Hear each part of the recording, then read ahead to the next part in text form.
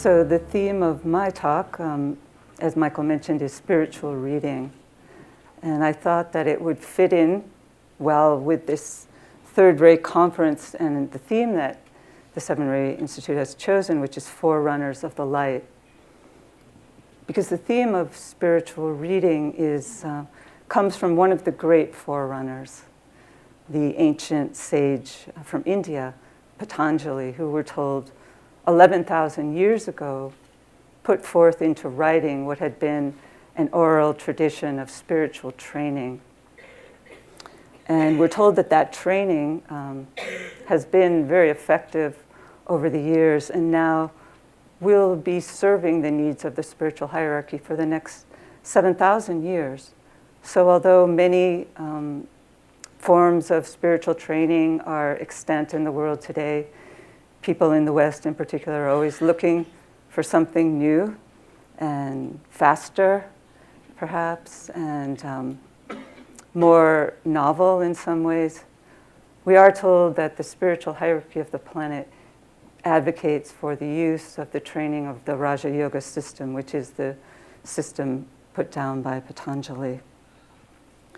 For it gives us a roadmap to follow. There's so many intricacies on our third ray planet, so many byways, so many paths that sometimes lead to cul-de-sacs or dead ends or to obscuration.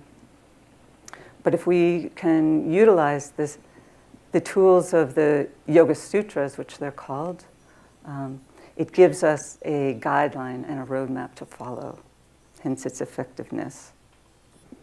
The subjects of the sutras are mind control, how to use the mind and make it an instrument of the soul through the application of this kingly science, Raja Yoga.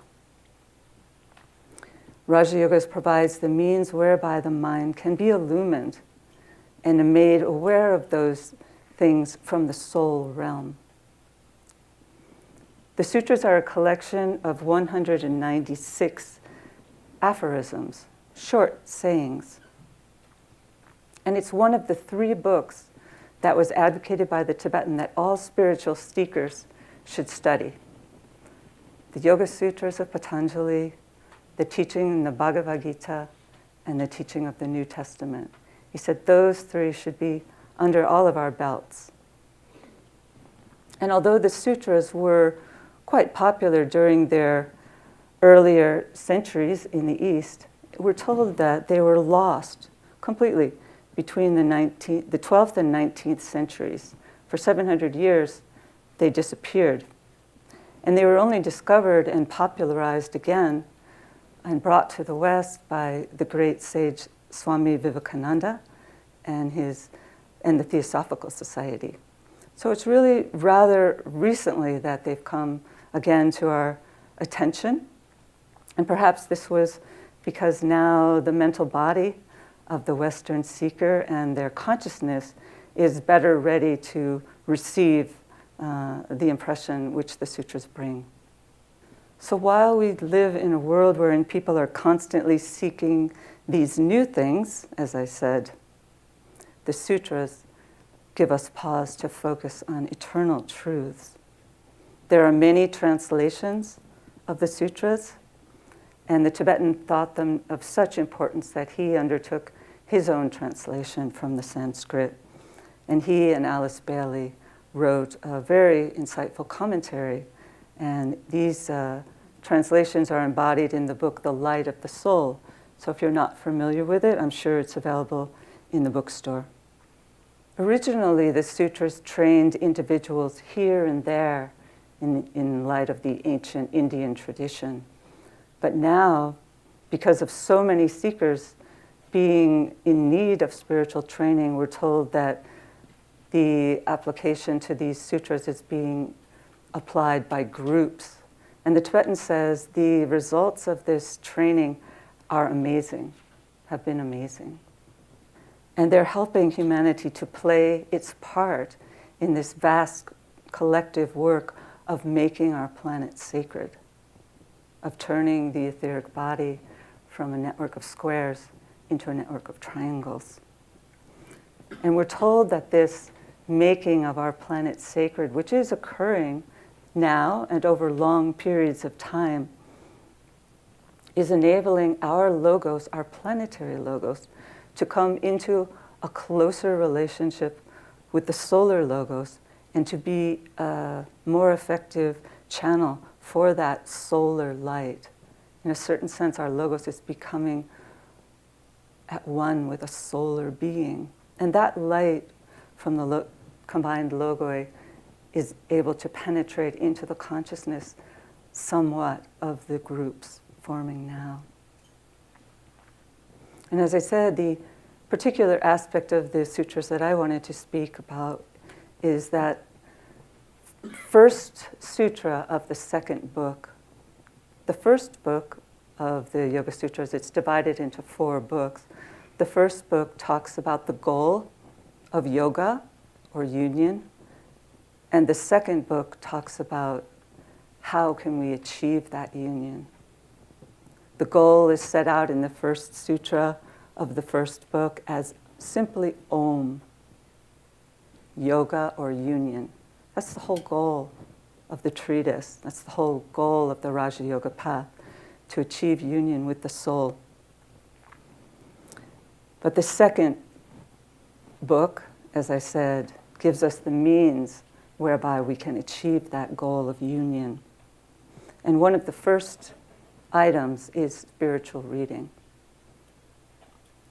Fiery aspiration, devotion to Ishvara, and spiritual reading.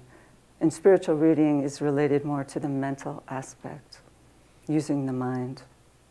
It has reference to the capacity of the mental body to see back of a symbol, to touch the subject lying back of an object. And eventually it's said that every form comes to be understood as a symbol or the veil of a thought. An astrologer, for example, is someone who uses the symbol of an astrological chart to translate that which is the essence of a person into words that will serve to help the individual on his or her journey back to the soul. The goal of spiritual training is to help us to cease identifying with these outer symbols and to identify instead with the inner reality. And clearly, this is not an easy thing to do, particularly as we move into this seventh ray age when the form, the outer shell, can easily take on too much importance, distracting us from the underlying meaning. But just like learning any new skill, with practice and discipline, new ways of seeing, new ways of understanding, eventually do become possible. To become a spiritual reader, we must come to the understanding that we live in a world of unreality, and that all that we see and experience is distorted by our own perceptions, by our own lens. So we work at harnessing and eventually illumining the mind with the light of the soul, so that this underlying reality can be revealed. And that as the soul illumination occurs, there naturally ensues the ability to read that which lies around with an increasing accuracy, freed from lower disturbances and the separating veils of the astral and lower mental planes. But to free ourselves from distractions is a challenge in today's world. But it does appear that many people, such as those of you who are here today, are beginning to make time for soul culture in the midst of your busy and distracted lives. We're making time to be present, to fast from technology, to share with others.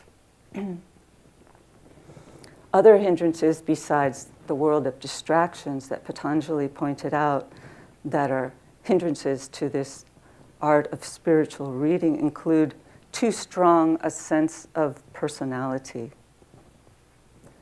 desire, hate, and attachment. These fetters have to be worked at, let go of, so that we can become readers of the subtleties of life. These hindrances have prevented us for eons of time from realizing the reality that we are all sons of God. And when we discover and view these hindrances dispassionately, we might wonder why they are so difficult to cast aside. We know they prevent us from application to the higher truths. Why then do we allow these distractions, this personality, this fear and hatred to hold us and grip us so tightly? Why isn't it easier to let them go? Why are we blindly entering into the far country and, as the Tibetan says, eating the husks of mortal existence? It would seem that the answer to this question could only be found far back in the annals of our ancient history, wherein certain abrogations of the perfect laws given to us by the planet Venus were disregarded by humanity. Hence all the suffering and pain that have kept us locked in this world of unreality.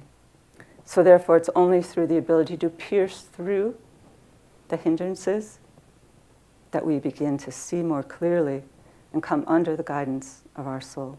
Spiritual reading is a practice which moves the seeker through all levels of development. There are different levels of our ability to read, as we know. First, we move to read the symbols of the physical world, the world of effects. Then we move on to reading beneath the world of meaning or causes and come to know reality in a better sense.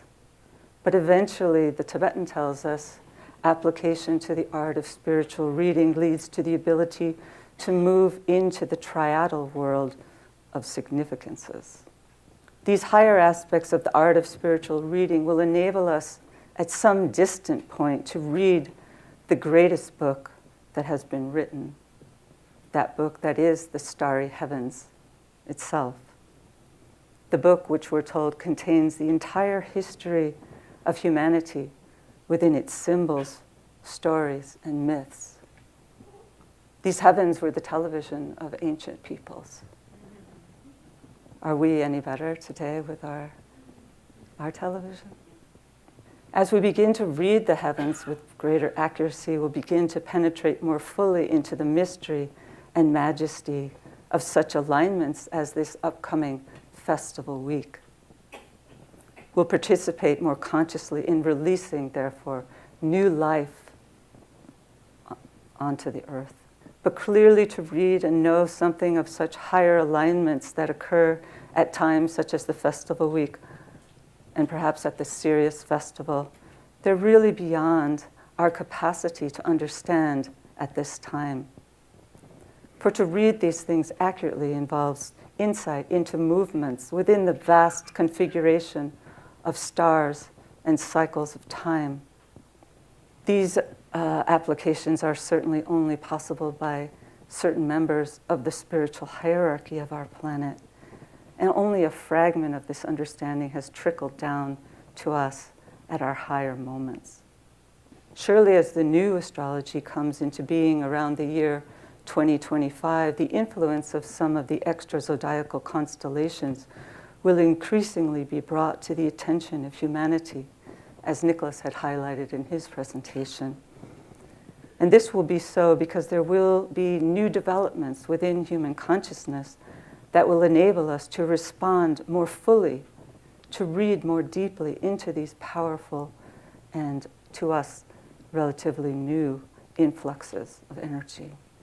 But we do know that the sutras are not studied by humanity alone, such as their greatness, but are instead studied by members of the spiritual hierarchy who have a deeper ability to penetrate into their meaning. And one such sutra, which I'll read, number 28 from Book 3, is certainly one of those sutras that demands a high level of spiritual reading to comprehend. It states, concentration upon the pole star will give knowledge of the orbits of the planets and the stars. In our own way, we can apply ourselves to this concentration upon the pole star as we seek to align ourselves with that which is due north within ourselves. What is the highest point of spiritual tension that we can achieve? The point whereby the energy of the spiritual will can flow into our vehicles and align us to such an extent that we can, as the Tibetan says, accomplish more in one day than is possible in many, many months of effort with a lesser alignment. So we can work with that sutra on our level. Another interesting example of spiritual reading given out in the teachings that's a little closer to us, yet still quite far away, is concerned with the reading ability of the master of a wisdom when he deals with his students. We know that the Tibetan didn't have time to read the writings of his chelas, but we know, he told us, that our words, spoken and written, carry a note.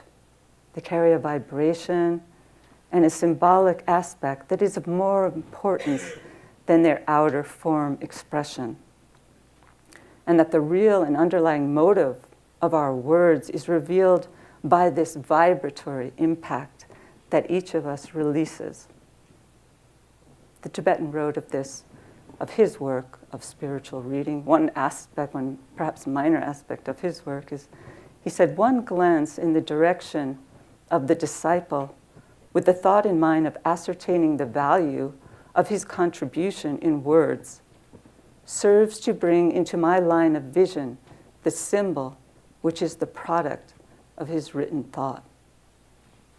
So all of our words coalesce in a symbol. And this symbol is generally quite distorted, lacking in true balance, emanating as it does most oftenly from the astral or lower mental plane levels. So part of our task as we seek to read spiritually is to also clarify our own use of words so as to become better transmitters of our soul's intention. As we know, Freud and Jung encouraged us to read beneath the symbols in dreams.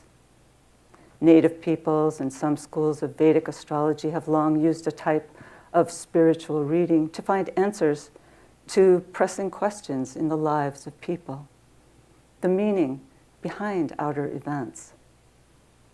They do this by interpreting the naturally occurring happenings surrounding the asking of a question.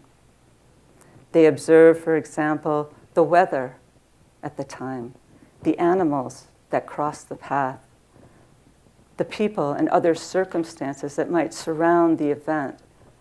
For all these things are thought to convey messages, if read accurately, and bring insight into the deeper meaning and the occult significance of what is happening in the daily life. Alice Bailey was surely a great spiritual reader. For the Tibetan said her greatest service was subjective. And that's quite a statement when you consider all of the outer work that she did. Her greatest service was subjective. Surely her ability to read contributed to her healing ability, for I do believe she was a great healer of souls. She knew how to penetrate beneath the outer shell of an individual or a group and to know what they needed to take their next step. And she was also very skilled, the Tibetan said, at providing protection and deflecting attacks on her work and her group by those of materialistic intention. So clearly, a spiritual reader is not simply someone who reads spiritual books, which was what I thought when I first read it, and I thought, wow, at least I'm accomplishing one aspect of the Yoga Sutras. I read spiritual books. But it's not to say that we should discard that aspect of it, because we who do read the spiritual teachings of the Tibetan know that by our ability to seek to penetrate into the essence of those teachings, that we learn something about making inroads in our own consciousness to the higher aspects of ourselves. So reading the books does involve a capacity for intuitive understanding. And the Tibetan speaks about this, particularly in Rule 14, for disciples and initiates, in the rays and the initiations. He gives an injunction as to how to penetrate more deeply into the ashram through reflection upon certain words. And an example of those words are the words of Rule 14. Know, express, reveal, destroy, resurrect. He said that these words synthesize significances. And he said that when considering these words, that we retreat within ourselves. He's giving us a formula here. Retreat within ourselves and seek to think, feel, and perceive at our highest possible level of consciousness. And he said that effort will bear much fruit and bring rich reward. And that through such pondering, we will begin to respond to triadal impression. He said, quote, "These rules are to be read with the aid of a developing esoteric sense. They're related to group initiation, in spite of their having individual application. They're not what they appear to be on the surface. Trite truisms, spiritual platitudes, but they are instead rules for initiation, which if followed, will take the disciple and the group through a major spiritual experience. They embody the techniques of the New Age, which necessitates group activity, group procedure, and united action." But this type of spiritual reading, of course, is only possible at rare intervals for most of us, for we work as yet circumscribed within the separating veils, seeing through a glass darkly, and so we live the dual life, as did the sannyasins of old.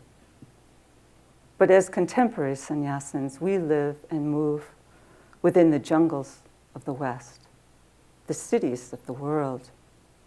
Yet we're asked to maintain our focus, take our direction from the world of subjective realities. And we walk this way with our group brothers. The Tibetan counsels that as we travel this way, to stay within the radius of that light and wander not down the accustomed byways. So that's all I have today.